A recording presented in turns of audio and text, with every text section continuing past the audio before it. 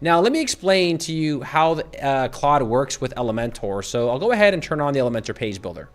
Now, the first thing I want to do is I want to adjust this. So notice here how this is like way too, it's close to the bottom and there's all this space up here. So we can utilize the Flexbox. So here I'm going to select center.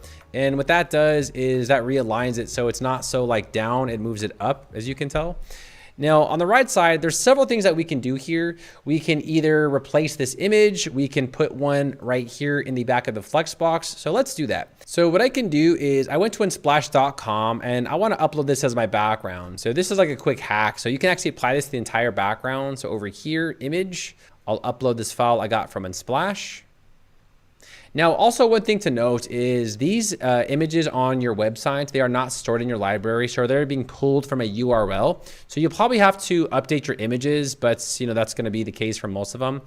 I'm going to go ahead now and get rid of this image, and I will then go ahead and maybe just adjust this to like cover. So over here, I'll just put cover.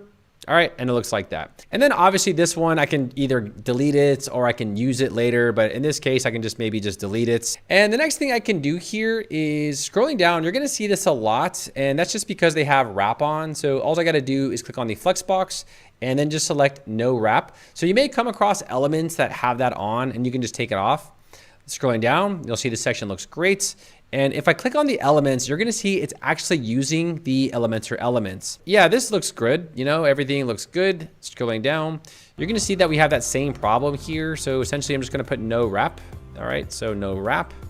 And here we have our columns and the same thing down here as well. We probably just need to take off the wrap section and it'll look just like that. So it looks really clean, really nice.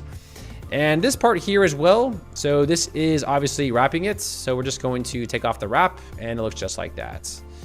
Scrolling down, we have our footer here. And I think also the footer has that same wrapping problem. So we can go ahead and fix that as well. So you're just gonna go throughout your website and make any changes you want. It looks like in my specific case, it looks like it's utilizing all the buttons. I haven't found an HTML widget yet. I think we probably can find one. Usually it does make them. Oh, there it is. There's one. Okay.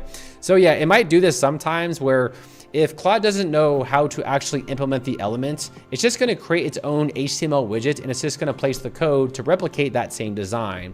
So yeah, you'll just probably go ahead and delete these and then just put a testimonial one or a profile just to update that and fix that. So I think for this one, we could put like testimonial, right? Testimonial.